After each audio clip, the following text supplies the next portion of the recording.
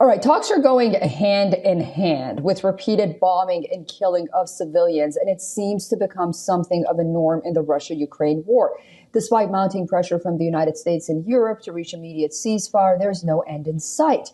In the latest escalation, Ukraine has claimed that its forces struck a Russian military train. Ukrainian intelligence said the train they struck was carrying fuel in Zaporizhzhia. This one comes a day after Russia carried out unprecedented bombing of Ukraine.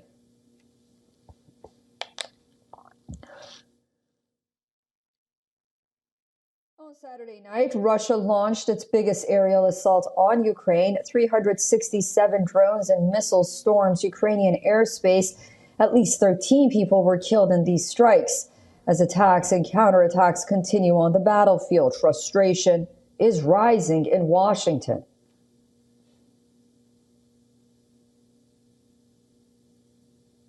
U.S. President Donald Trump said he was furious at his Russian counterpart, Vladimir Putin, threatening tough sanctions and calling the escalation a step towards Russia's downfall. In a post on Truth Social, U.S. President said Vladimir Putin has gone crazy. Yeah, I'll give you an update. I'm not happy with what Putin's doing. He's killing a lot of people, and I don't know what the hell happened to Putin. I've known him a long time, always gotten along with him, but he's sending rockets into cities and killing people, and I don't like it at all, okay? We're in the middle of talking, and he's shooting rockets into Kiev and other cities. I don't like it at all.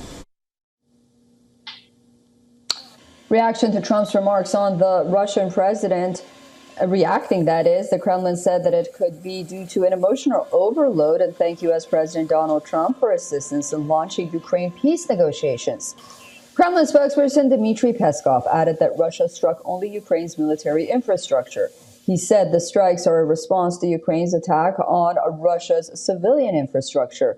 The U.S. and EU back to impose sanctions on Russia to bring Putin to the table. Trump said he was, quote unquote, absolutely considering increasing U.S. sanctions on Russia in response to the latest violence.